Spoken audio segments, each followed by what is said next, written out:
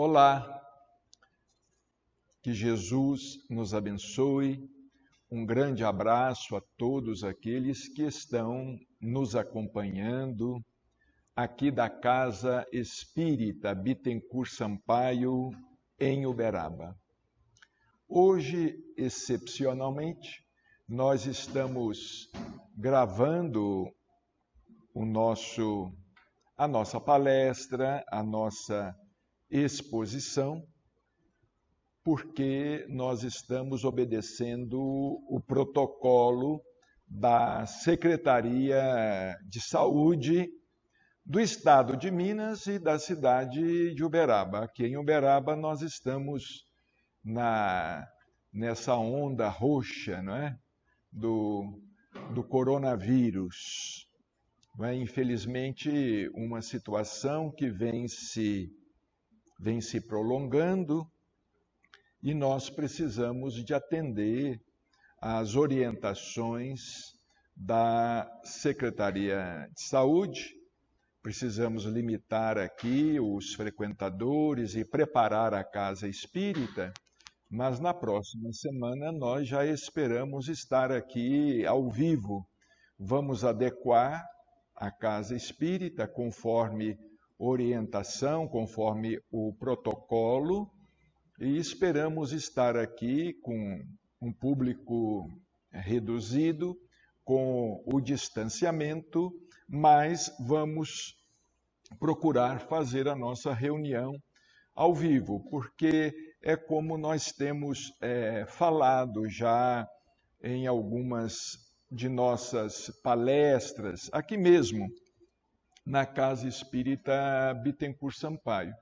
Nós não podemos também ficar com as nossas casas espíritas fechadas indefinidamente. Nós compreendemos que a situação é delicada e que nós precisamos de cooperar, precisamos de colaborar.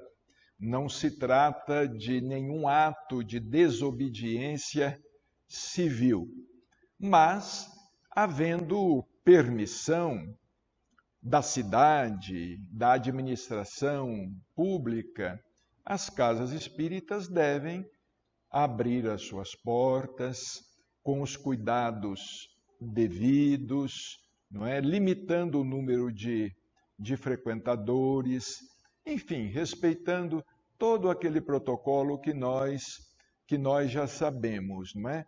O que nós não podemos, em nossa opinião, é permanecer com as nossas casas espíritas fechadas, as nossas reuniões de estudo, mesmo as reuniões de passe coletivo, não é? De passe espiritual. As pessoas, todos nós andamos muito necessitados de socorro espiritual, dessa maior interação com o mundo espiritual.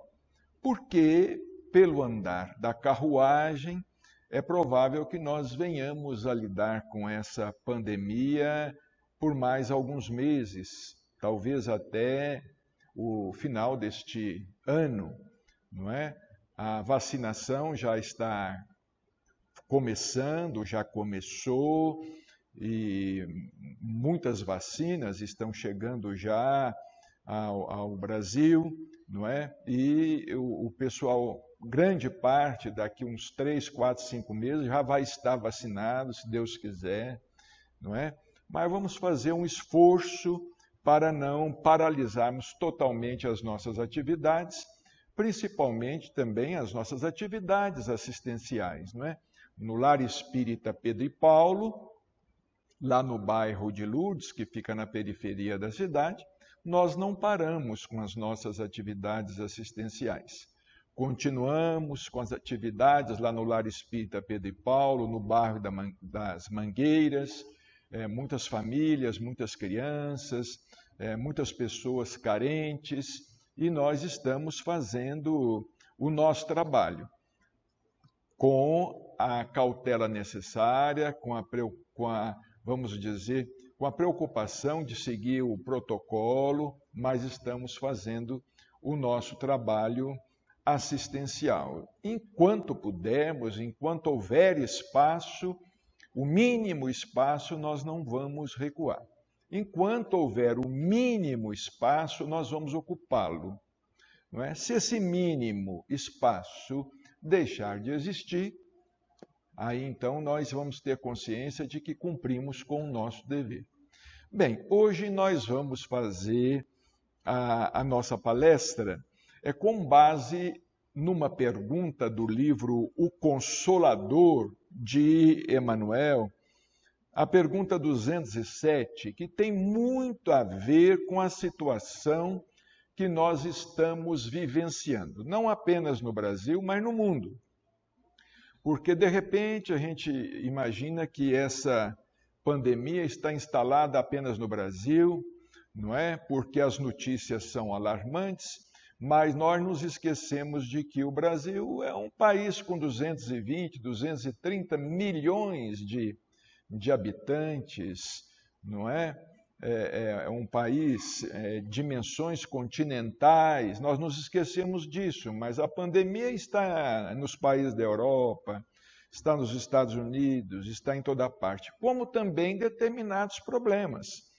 Problemas sociais que nós estamos enfrentando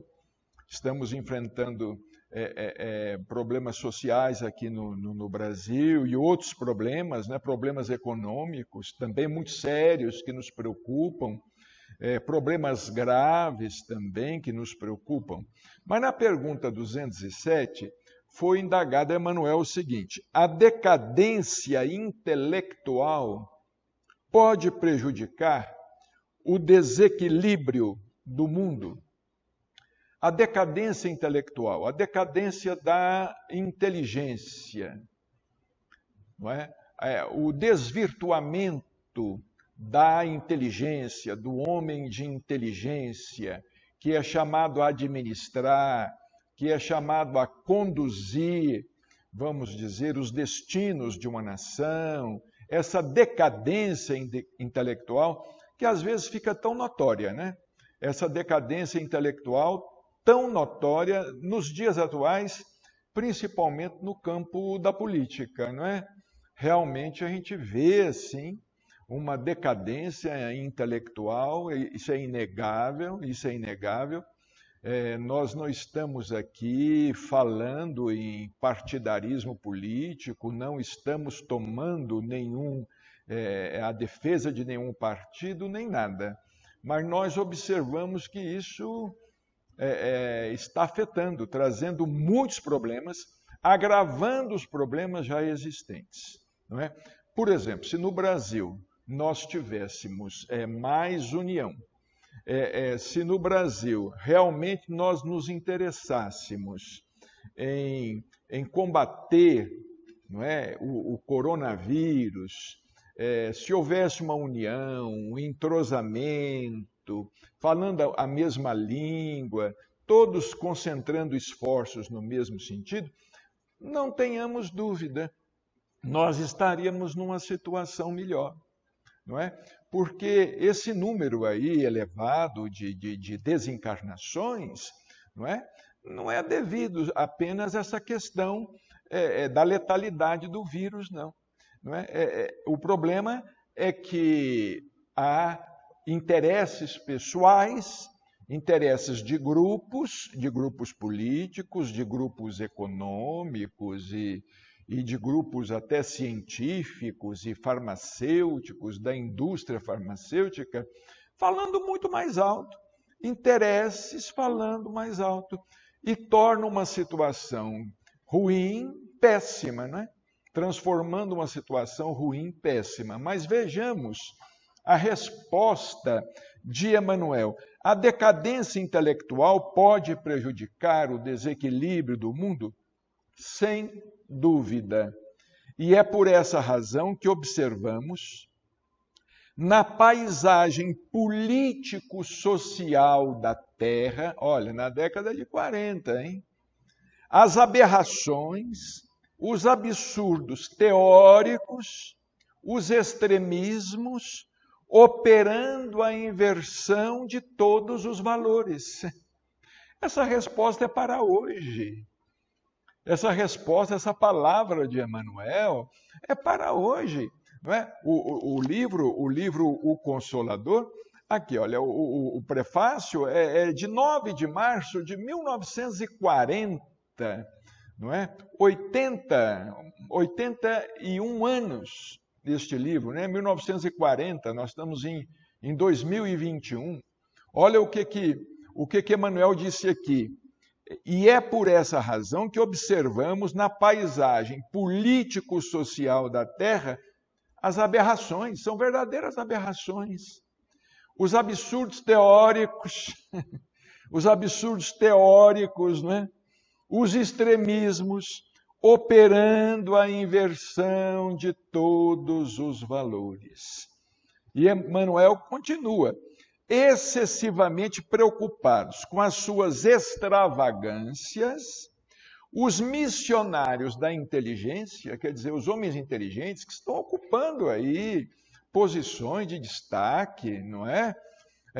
No mundo da política, na sociedade, ocupando aí posições de liderança.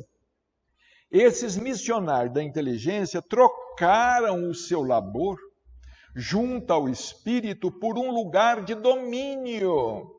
Um lugar de domínio. Quer dizer, querem se perpetuar no poder. Não é? Quem esteve quer voltar, quem está quer ficar, não quer sair. Outros grupos estão querendo entrar e assim está no mundo inteiro. E às vezes não se contentam apenas determinado grupo político em, vamos dizer, dominar no Estado ou dominar no país. Quer dominar nos demais países vizinhos. Querem impor a sua autoridade, a sua influência. Esses dias ainda eu estava conversando com um amigo que eu tenho a impressão de que nós estamos aí num filme de ficção.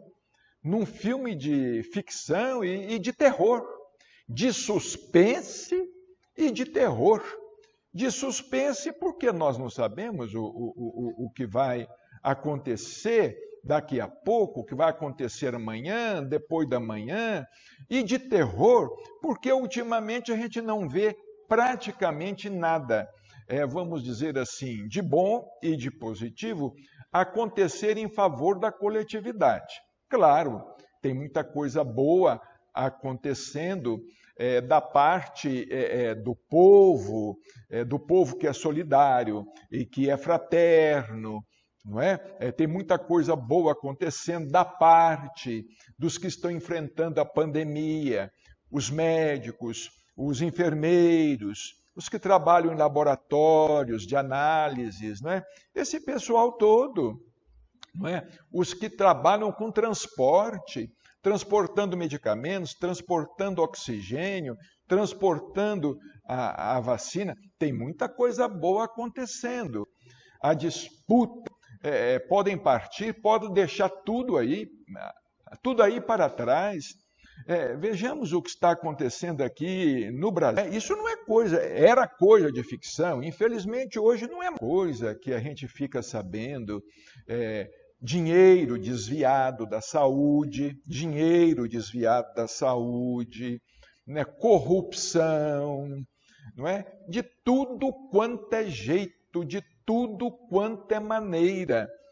E as pessoas parecem não entender que estão lidando com a vida humana, com o ser humano, não é? Então, isso aqui é uma coisa muito séria que Emmanuel está dizendo aqui, essa decadência intelectual, não é? Nós não queremos aqui especificar, mas cada dia nós somos surpreendidos por decisões lá no Senado, na Câmara dos Deputados, ou mesmo nesse Supremo, não é? Nesse Supremo, nós somos surpreendidos com decisões que não nos parecem beneficiar o povo, a coletividade. Beneficiar o povo, a coletividade. Não é? Medidas que às vezes não são aprovadas, não são colocadas na pauta para a votação, porque contrariam interesses de partidos. Olha, tenha paciência, né? Então, muita gente fala comigo assim, Marcelo, você acha que está acontecendo um exílio? Esse vírus está fazendo uma limpeza na Terra? Eu falei, acho que não. Acho que não está fazendo limpeza nenhuma na Terra. Só se a limpeza que está fazendo é o seguinte, pegando os bons, porque está desencarnando só gente boa. O que nós sabemos é que está desencarnando só gente boa. É o vovô, é a vovó, é o papai, é a mamãe, não é? Às vezes é o arrimo de família que está desencarnando, é o filho que trabalha, o filho responsável, que coloca alimento dentro de casa, senhoras idôneas, senhores idôneos, pessoas que lutam, que estão aí desencarnando, né? Porque, de fato, aqueles que fazem maior mal... Por exemplo, vocês já ouviram alguma notícia que tem algum ditador com Covid? Vocês ouviram notícia que tem algum ditador com Covid? Um grande traficante de drogas com Covid? Um grande, vamos dizer assim, um grande traficante de drogas e um sequestrador que esteja com Covid, desencarnou por Covid? Não houve isso. Nesse jogo, não ficarmos nesse jogo de interesses escusos, não é? Mesmo por parte da imprensa, não é? Por parte de parte da imprensa, não é? É só notícia pessimista, é só notícia sensacionalista, é só notícia para baixo, é só notícia para baixo, é só notícia para espalhar mais o terror. Nós estamos vivendo sob uma pressão, algo massificante. É fogo no Pantanal, é fogo na Amazônia, ou de repente, olha, invadiram o Capitólio e não sei o que mais.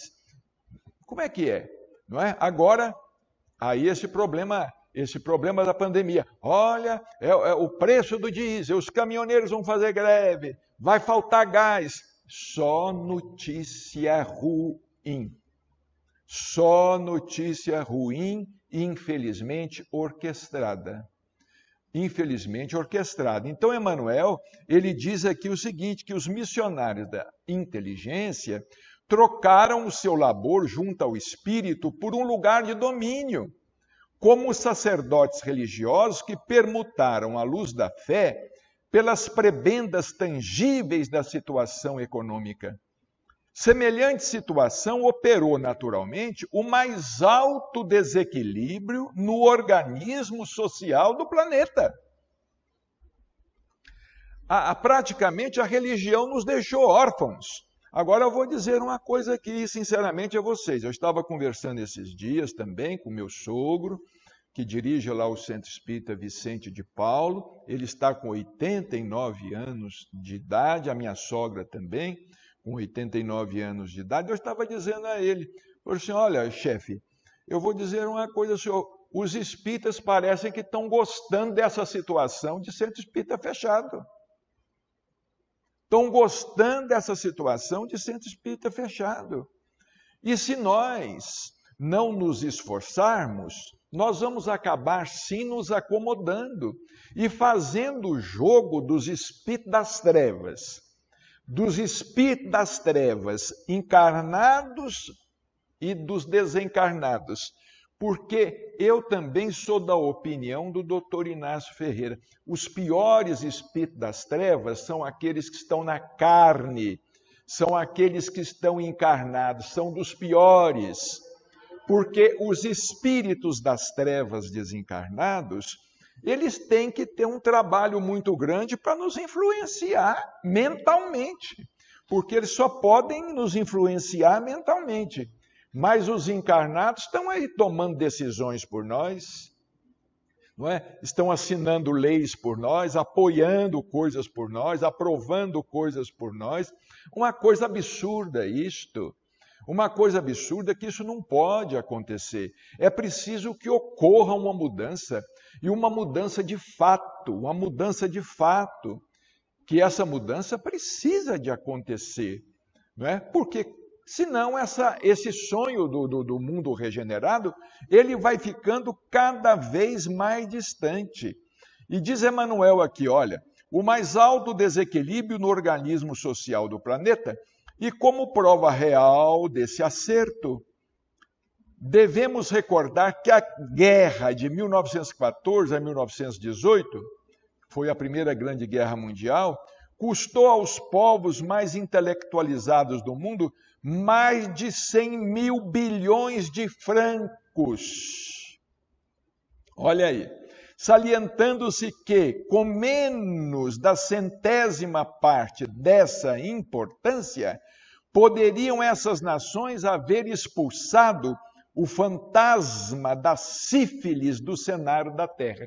Naquela época, a sífilis era uma epidemia terrível, né? Então, Emmanuel está dizendo aqui, olha, com menos de uma centésima parte da importância que se gastou na guerra em 1914 a 1918, se extinguiria a sífilis. Olha, e agora também, com diminuto recurso seria capaz de se extinguir a fome.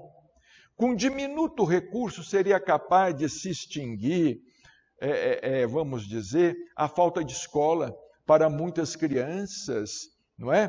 Com diminuto recurso seria capaz de se fazer muita coisa para que nós tivéssemos um mundo melhor. Mas, infelizmente, esta é a realidade. Nós estamos num mundo de provas e expiações, e sobre este mundo, espíritos encarnados e desencarnados estão ainda lutando ferozmente contra a influência de Jesus Cristo. Espíritos encarnados e desencarnados estão no mundo inteiro lutando ferozmente contra a influência do Cristo, contra a influência do Evangelho, não é? Contra a lição de Jesus, né? Do amai-vos uns aos outros, como eu vos amei. Então, é nesse sentido que nós gostaríamos também de fazer um apelo para que nós não recuássemos em nossas tarefas espirituais.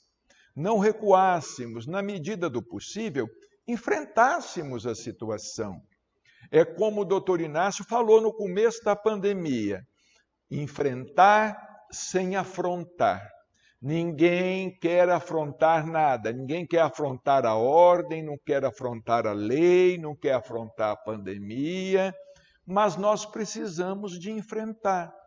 E os nossos centros espíritas precisam abrir as suas portas na medida do possível. Não pode receber 50 pessoas, recebe 15. Mas vamos manter as portas abertas, não é? Para que os espíritos que são adversários do Cristo, vejam, não, as portas estão abertas, não estão fechadas. As nossas portas estão abertas, elas não estão fechadas. Nós não estamos podendo mais receber lá 30, 40, 50, recebemos 10, recebemos 15 pessoas. Aqui no Bittencourt Sampaio, a partir da semana que vem, nós vamos poder receber apenas 30 pessoas, mas vamos receber. Temos um salão para lá, onde é servida a sopa, o pessoal pode ficar um pouco também lá, e ficar aqui no ambiente. Nós não podemos recuar, não é? Porque nós estamos muito intimidados. Vejamos bem os primeiros cristãos. Os primeiros cristãos, eles se reuniam nas catacumbas.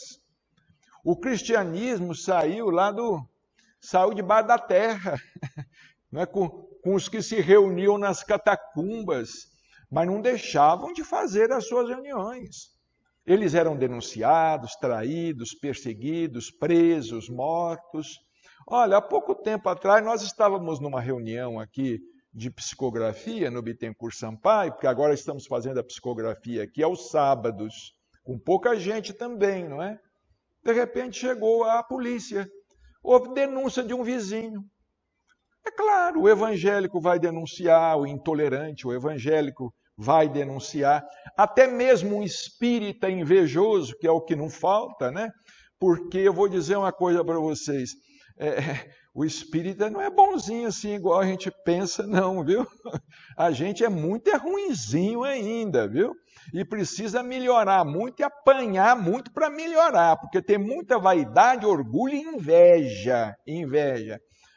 Então, pode ser que aconteça uma denúncia até do espírita. Lá no centro Bittencourt Sampaio, lá, o Bacelli, lá, está psicografando lá. A polícia chegou aqui, veio um carro da polícia. Nós estávamos aqui em transe, eu fiquei sabendo disso depois. Estava aqui em transe, psicografando. O policial desceu, olhou, viu que estava tudo em ordem, foi embora. Estava tudo em ordem. Mas foi denúncia de vizinho aqui, encostadinho aqui, que mudou para cá faz pouco. E nós estamos aqui, tem 60 anos. Ele está aqui, eu acho que não tem 6 meses. Ora, vai procurar outro lugar, não é? Os incomodados que se retirem, que se afastem. A cidade é grande, o centro vai continuar aqui, vai continuar de portas abertas. Se não está satisfeito, vai baixar no outro terreiro. O que nós vamos fazer? Bem, é esta a nossa mensagem, o nosso abraço, e esperamos sim, com fé em Deus, esperamos com muito respeito, esperamos assim com muito amor, estar aqui na próxima semana. E queremos aproveitar este final para mandar aqui o nosso abraço para o nosso irmão Ricardinho de Araçatuba, que hoje está aniversariando. Que Jesus o abençoe nesse trabalho magnífico que ele também está desenvolvendo lá na periferia de Araçatuba, lá no grupo Chico Xavier. Muita paz.